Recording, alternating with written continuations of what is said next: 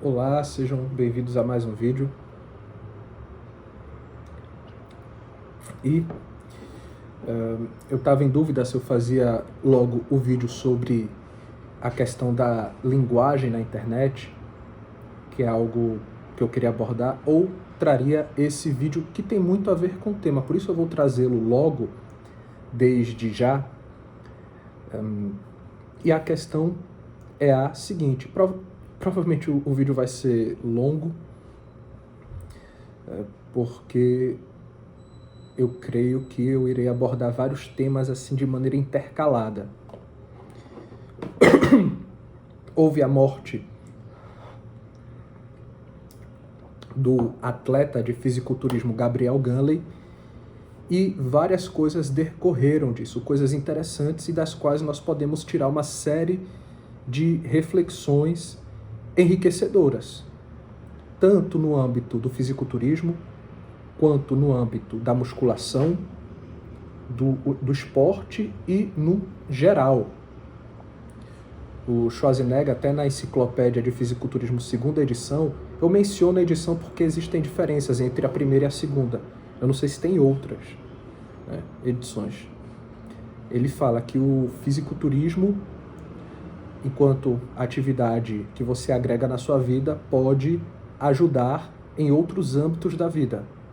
E nisso existe um caráter muito benéfico da questão, que você pode extrair. Mas isso vale para outras atividades e especialmente para esportes. No entanto, o mesmo esporte também pode ser usado para o mal. E isso vai depender do quê? Da responsabilidade do praticante do esporte, no fim das contas. É o fator mais imediato. Então, de início, nós estamos vendo aí muita comoção em torno da morte de Ganley, e essa comoção ela é justa, ela é oportuna, diria até que é devida. Se eu não me engano, ele tinha apenas 22 anos, quer dizer, 10 anos mais novo que eu. No entanto, agora algumas pessoas com grandes números estão tentando encontrar um inimigo para chamar de seu. Um alvo para o qual possam apontar e direcionar indignações. E, eventualmente, construir alguma narrativa que possa ser prolongada e instrumentalizada. Quem foi o principal culpado da morte de Gabriel Ganley? Foi ele. Quem tirou a vida dele? Foi ele próprio. Isso tem que ficar claro, porque é o dado mais óbvio e mais imediato. Ele que fez o abuso indiscriminado de certos recursos ergogênicos, provavelmente, de certos recursos, não se sabe se necessariamente ergogênicos, mas recursos usados no fisiculturismo. E, pelo visto, não tinha ninguém, por exemplo, coagindo ele a isso. Provavelmente tinham pessoas influenciando. E essas pessoas também têm a sua parcela de culpa. Mas ele acatou. Lógico, nesse caso, e até mesmo antes do falecimento, ele já se mostrava um jovem imaturo, sim. E a maioria dos jovens são imaturos. Porém, isso não pode eximi-los da responsabilidade. E aí, nesse sentido, nessa coisa de chamá-lo toda hora de menino na internet, é um problema, e é um problema antigo. Porque, por exemplo, a maioria do meu público tem essa faixa etária de 22 anos, e vocês são meninos? Aos meus olhos, sim. Assim como eu, aos olhos do meu pai, vou ser um eterno menino para ele, por conta da diferença de idade. E aos olhos do meu avô, o meu pai vai ser um eterno menino, isso é normal.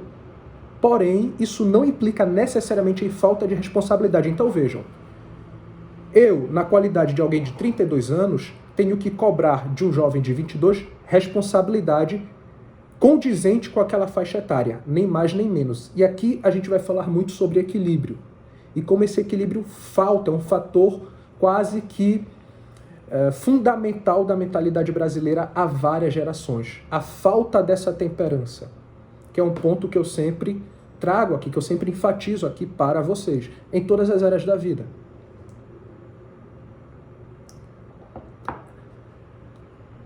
Então, tem que haver esse cuidado. Eu não posso cobrar de um jovem de 22 anos que ele se comporte como um homem de 32. Eu estaria errado. Até porque a juventude é algo muito legal, é algo bonito. A juventude de vocês é algo fenomenal. Agora, se eu esperar de vocês uma atitude de alguém mais velho, eu vou estar errado. Tem aquela famosa frase do Nelson Rodrigues, jovens envelheçam, e muita gente a repete de maneira irrefletida, porque Nelson Rodrigues tem vários motes em caráter poético e tomam aquilo como uma espécie de regra fundamental, quase com caráteres catequísticos, por assim dizer, né? Bem determinísticos. Não, aquilo tem uma aplicação específica, mas no mundo concreto da vida corrente, por exemplo, se eu tivesse um filho, eu ia esperar dele as atitudes condizentes com a idade. E poucos pais vão ter essa temperança em lidar com isso. Ou cobram uma responsabilidade demasiadamente desproporcional, ou então cobram de menos. Então, nós temos que lembrar os méritos do Gunley. Sim, ele foi um dos grandes campeões de Pokémon TCG, já demonstrava brasileiro, né? Se eu não me engano, na América Latina. Já demonstrava que era alguém aplicado, disciplinado, focado, entusiasmado.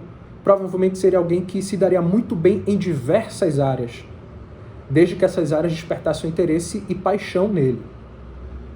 Os bons momentos têm que ser lembrados, sim, mas isso não significa que não se vá cobrar as responsabilidades devidas. Por que eu estou falando isso? Porque eu vi um vídeo de um youtuber grande, né, que me foge o nome, mas pelo visto é bem famoso, etc. Então ele falou, todo mundo é culpado. É lógico, aqui ele falou de um jeito despretensioso, e muita gente está expressando isso despretensiosamente, e a linguagem despretensiosa não é problema, desde que você tenha consciência de que no momento você está falando de maneira despretensiosa. Porém, algumas pessoas na posição na qual elas se colocaram de comunicadores mais sérios têm tratado isso como todos têm responsabilidade. Todos não especifica nada. Todos quem? Eu, você, a minha mãe, a minha avó, o Kim Jong-un, tem que ter cuidado.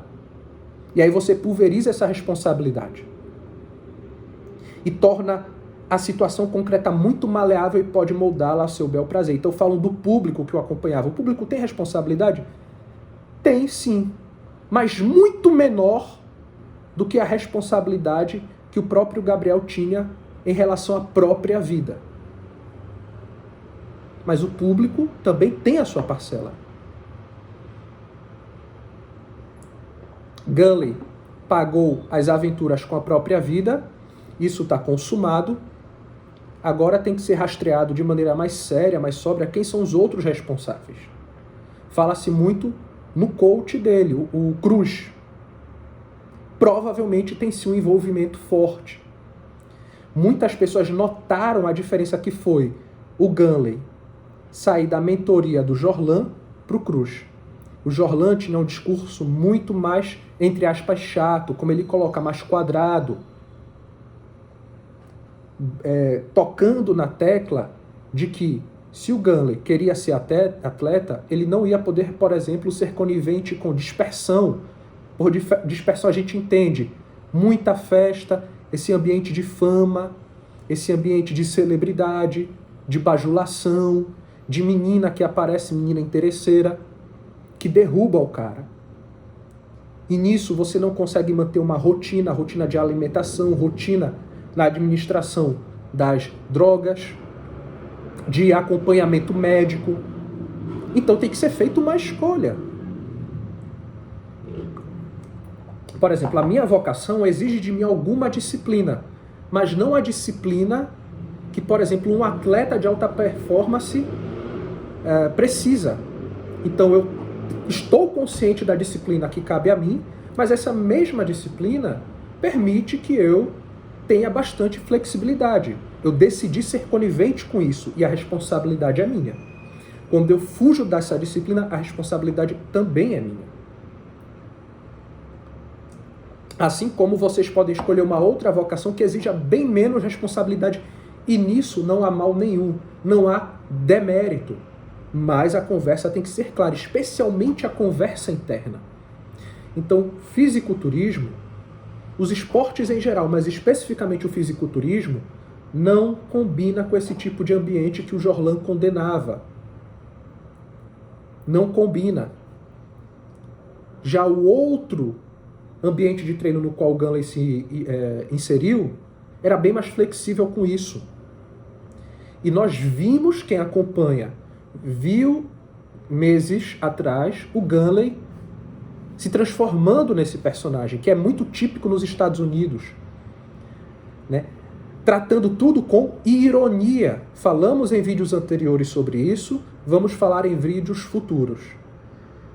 E aquela frase chata que eu trago para vocês aqui, estou trazendo agora, né?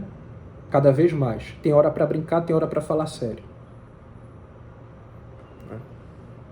Tem a hora certa para isso.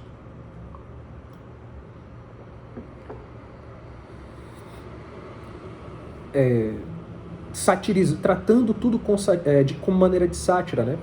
Ao modo de sátira. A questão da aplicação das drogas. Apresentando publicamente, fazendo piada com isso. E tem muito jovem, tem jovens e homens velhos dos seus 40 anos que fazem ainda piada com isso. Algo que é sério, algo que deveria ser tratado com sério, ser trazido com alguma sobriedade. Como minha madrasta diz, né? Sem brilhar os dentes. Mas no Brasil, seriedade, no momento certo, não combina muito. Você é tido como chato. E aí as pessoas, por uma série de motivos, um deles é carência, vão com a manada. Se adaptam a uma situação, a um contexto que em si é pernóstico. Mas a que custo? A que custo? Algumas pessoas que eu não mencionarei o nome,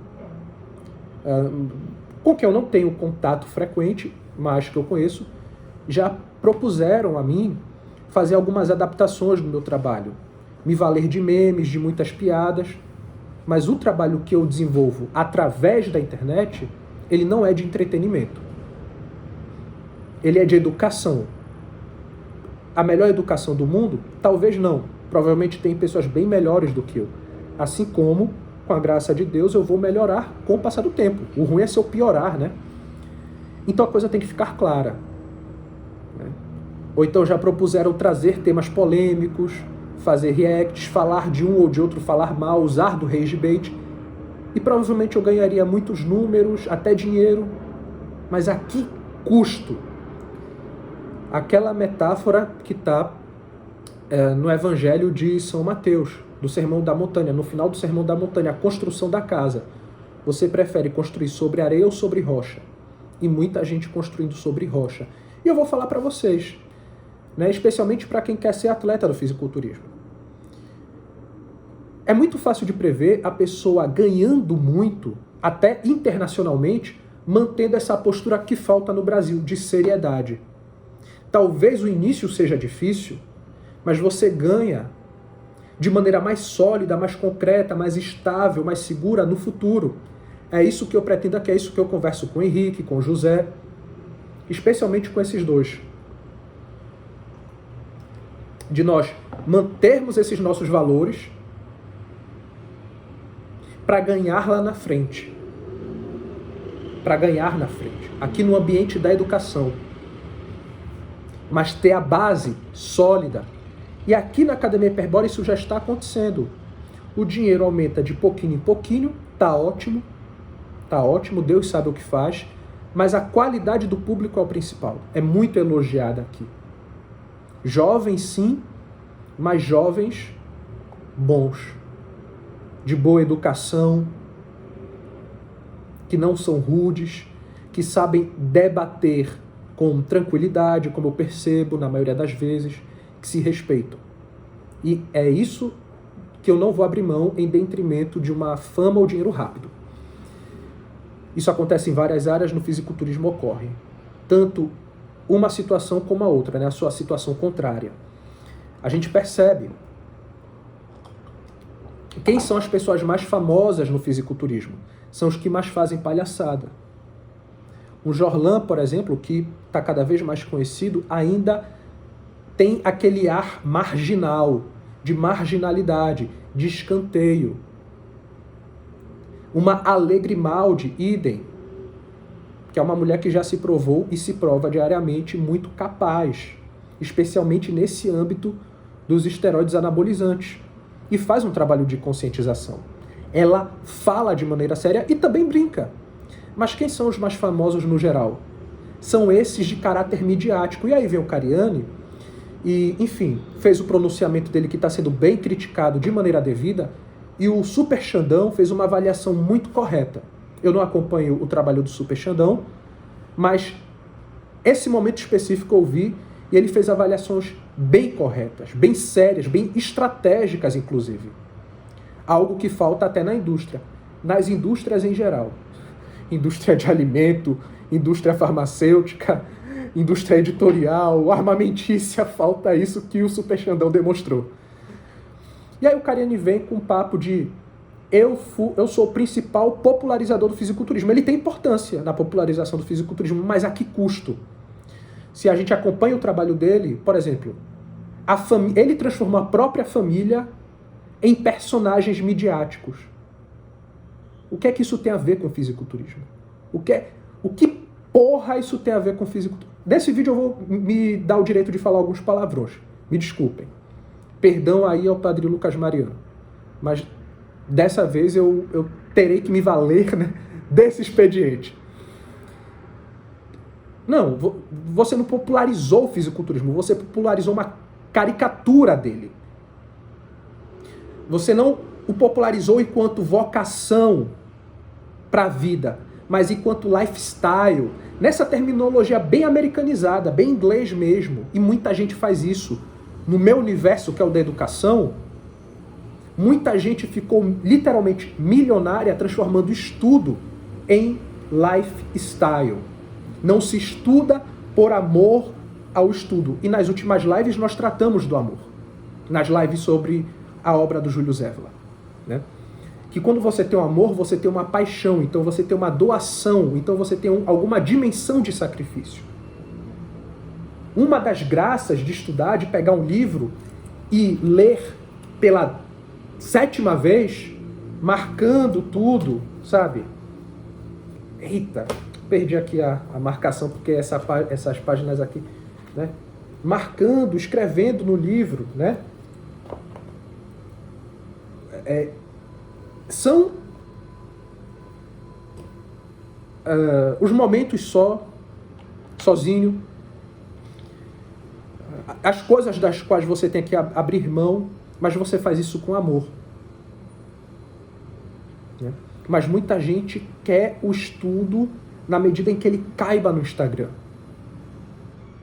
A pessoa se preocupa muito mais com a aparência do ambiente no qual ela estuda do que em pegar o livro e, como falava o meu pai, comer o livro, sabe? Devorar o livro com gana, com força, com energia. Porra, eu vou aprender isso. Eu vou botar isso na cabeça, não é possível. Sabe, ter esse tesão com alguma coisa na vida. Tem gente que é com livro, tem outros que são com fazer miniatura, tem outros que é em,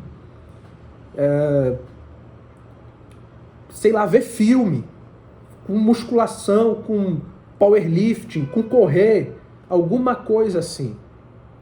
Né? E falta. Então a que custo foi popularizado? E no fundo, quem mais começou a disseminar foi o Léo Stronda. Mas o Léo Stronda, ele tinha uma característica que era a seguinte: ele estava consciente de que o que ele fazia era entretenimento. E aí vem o problema dessas personas midiáticas. Porque elas se projetam como algo sério, como uma articulação até de rigor acadêmico, mas a substância da coisa é o entretenimento. E aí você tem esses vlogs, daily vlog, olha que fui comprar uma Ferrari, olha o que deu. Né? Essa coisa do projeto com bando de palhaço de internet, projeto com Felca, projeto com fulaninho gameplay, projeto com Paulo do Cu da Silva, com o Pablo Marçal. Isso é obviamente, isso é claro, é flagrantemente para quem tem algum neurônio na cabeça, como sendo uma tremenda palhaçada, um tremendo golpe midiático e algo que esvazia o esporte enquanto vocação. Né? Se valer disso para conseguir números a que custo? Qual vai ser a qualidade desse público? É o público viciado em tela. É o público que não consegue manter a atenção, que não consegue manter o foco, que não está ali porque tem interesse verdadeiro naquela atividade. Mas que usa a tecnologia como uma maneira de ficar disperso, de sempre estar acompanhando a nova novidade. Né? Um tanto redundante, mas essa redundância até que cabe, né? Não é nem algo novo, não é nem novidade, é a nova novidade. Né? E é um problema. Isso ocorre nesse universo de podcast, que os podcasts eles até tinham um caráter meio temático, agora todo mundo fala de tudo e pretendendo alguma propriedade no assunto. Então, em vez de você elevar o discurso público a alguma seriedade, você pega o que é sério e reduz ao que é fraco, ao que é incipiente, e o discurso público, a cultura popular, a linguagem popular, o entretenimento popular, que tem seu valor, desaparece. É imiscuído. Então, é muito importante até no YouTube você ter pessoas que conscientemente se comprometem em fazer entretenimento, em serem palhaços. E vejam que isso é raro. Alguém que se coloca como palhaço de fato. É raro isso. São raros os personagens. Né? Um exemplo, uma menção, né, honrosa é o Games Edu. Há mais de 10 mil anos está aí. Ó. O que é que ele faz? Grava vídeo de jogo fazendo piada porque gosta, fim, acabou. Nem mais nem menos. E obteve um sucesso extremamente merecido. Mas normalmente até o palhaço quer ser levado muito a sério. Né? E aí o Brasil vira uma grande palhaçada. Né? Até como o René Guénon coloca no artigo dele sobre carnaval. Antes o carnaval ocorria num momento específico, agora o carnaval é todos os dias. E se todo dia é carnaval, nenhum dia é carnaval. Então tá essa questão dessa responsabilização. Mas falta essa inteligência mínima que o Super Xandão demonstrou. Por exemplo, o pessoal desse universo tem que se juntar e discutir, né, reelaborar a apresentação do esporte na internet. É lógico que não dá para juntar absolutamente todo mundo, mas os principais, isso provavelmente não vai acontecer. Provavelmente vai aparecer alguém com algum projeto, com alguma subcelebridade para ganhar engajamento. E quem é sério vai ser negligenciado, que é ainda pior. Eu lembro de um podcast no qual participou Scarpelli e Alegrimaldi. E ele foi muito criticado, porque você tinha Alegrimaldi, única mulher, querendo falar sobre anabolizantes de maneira séria, com muita propriedade científica, e todo mundo rindo dela. Assim, na ironia da ironia, banalizando o uso de algo que é tão sério e que tira vidas, com muita facilidade.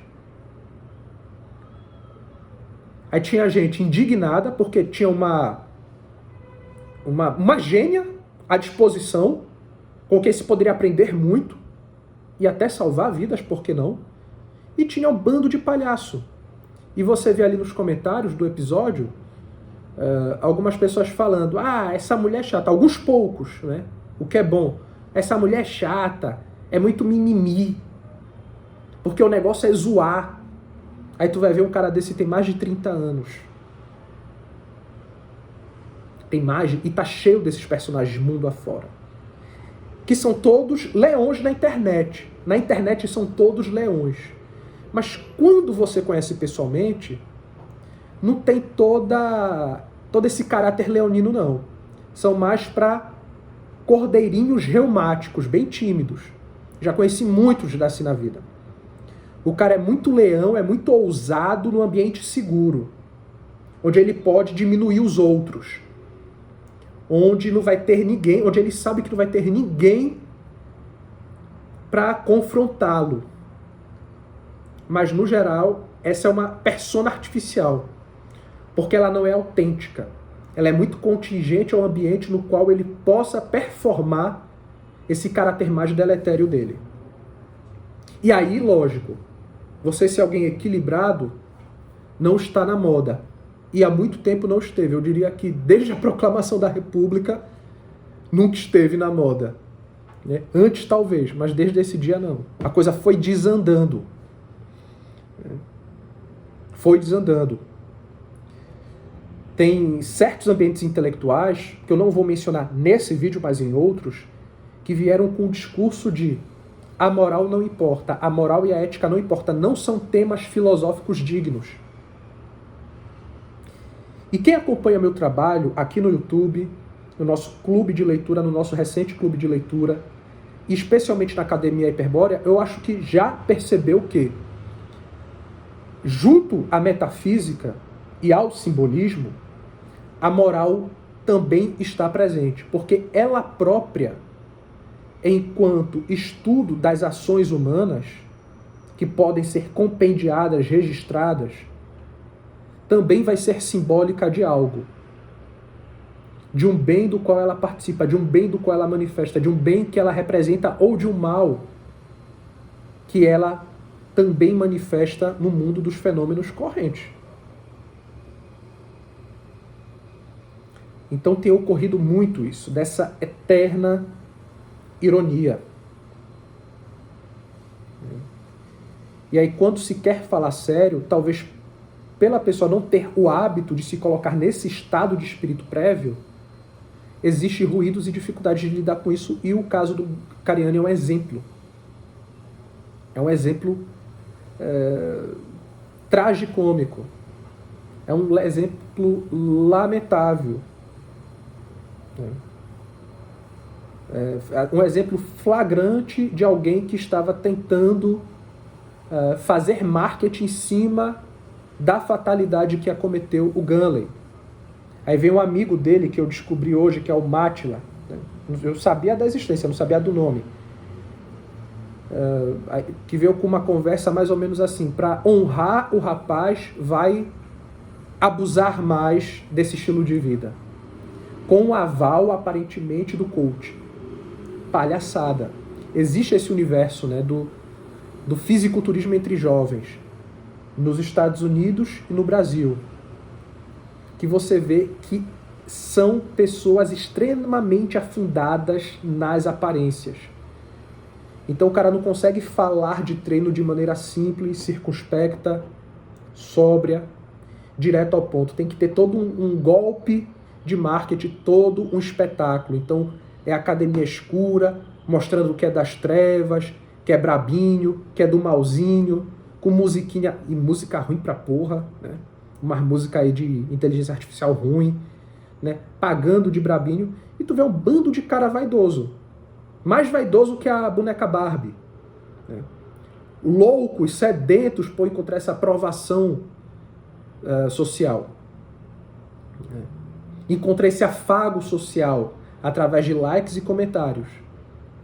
E normalmente os comentários não são nem verbalizados, são através de emoticons, né, e memes. E isso tem uma vida curta. Isso normalmente cobra um preço muito rápido. Antes do Gunley, já houve várias mortes trágicas, no Brasil e nos Estados Unidos. E depois da morte do Gunley, outras tantas vão continuar ocorrendo. Outras tantas. Talvez a diferença é que elas não sejam tão midiáticas. Não tenham tanto interesse de uma mídia que também é pernóstica e deletéria. Uma mídia completamente execrável. Muitos políticos estão tentando surfar nisso, mas aí a gente está falando de político, não há nada novo sob o sol. E vai haver. E é isso. E é isso. Um monte de jovem sendo burro.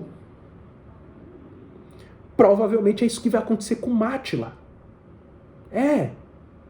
A não ser que ele faça uma mudança bem disruptiva na vida dele. Dê uma pausa ou abandone de vez os esteroides anabolizantes. Saia do ambiente no qual ele está vivendo, e só sair desse ambiente não é suficiente.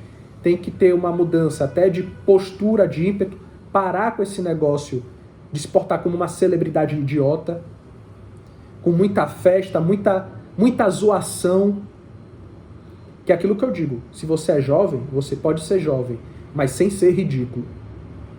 Não existe nada mais ridículo do que você tornar público aquilo que na sua vida deve ser privado e aquilo na sua vida que não tem dignidade, que é de um baixo nível mimético. E meio que se orgulhando disso. Então, ida em festa, namorico pra lá, namorico pra cá, pegação. Você vê, o ambiente da maromba, ele é muito movido por tretas que não dizem respeito ao esporte. Ou aos esportes que estão ali contidos. É traição, é chifre, crimes banais, pegação. Se eu pudesse falar diretamente com o Jolan, eu diria o seguinte, corte contato com a maioria das pessoas desse ambiente. Não se misture com essa gentalha, tesouro. Falaria isso para Alegre Major. Para de ir em podcast. Sabe? A não ser que seja um muito, íntegro na sua comunicação, na sua história. Minha mãe sempre me falou para mim o seguinte, você não é todo mundo. E eu levei isso muito a sério. Algumas pessoas já até vieram perguntar para mim, você iria em tal podcast? Não vou. Nada contra, por exemplo, os apresentadores. Mas eu não vou. Minimamente eu tenho que me levar a sério. Eu não sei se as outras pessoas levam, mas eu tenho que me levar. Então eu não posso me fazer um palhaço. A não ser que eu fosse. Né? Mas aí se eu fosse um palhaço, eu ia estar em circo. Né? Ou num programa de humor. Com muita dignidade. Então a gente vê até as efemérides políticas mais recentes giram em torno de tretas adolescentes, assim, tretas de nível malhação. É gente querendo falar política do Brasil, política muito sofisticada, mas estão envolvidas em pequenas filigranas juvenis. E é homem velho. Né? São homens velhos.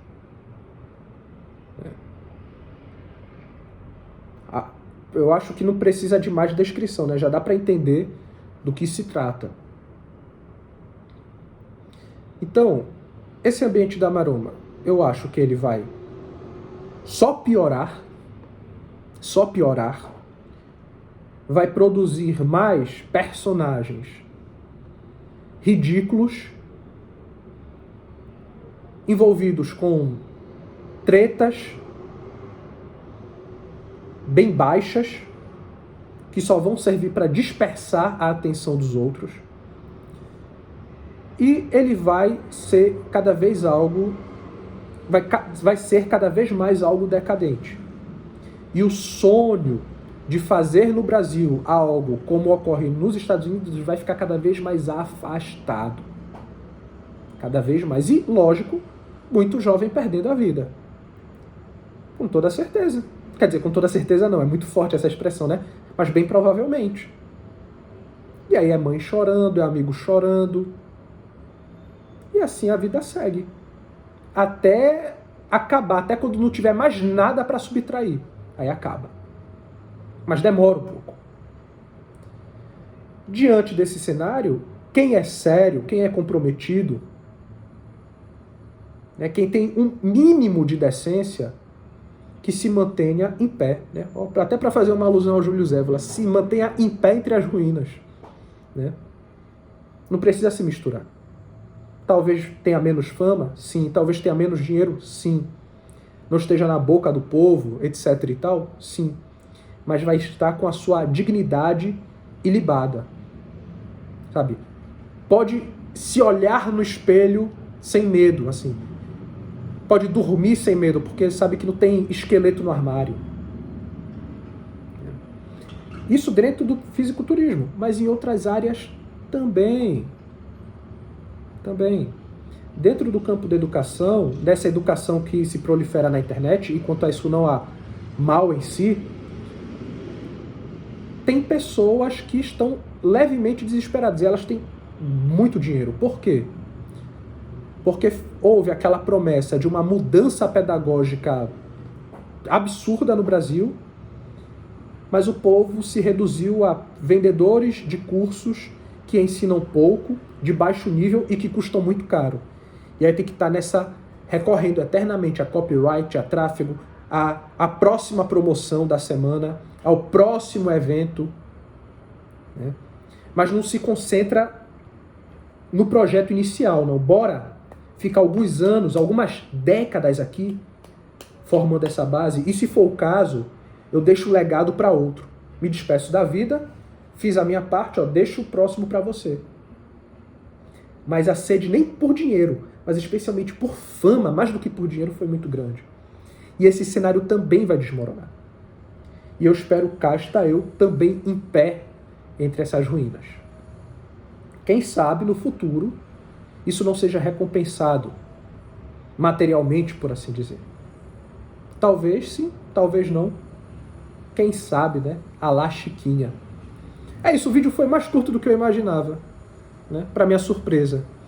Então vou interrompê-lo por aqui e nós seguimos por alguns poucos dias analisando essa questão da comunicação na internet. Provavelmente eu esqueci de algo.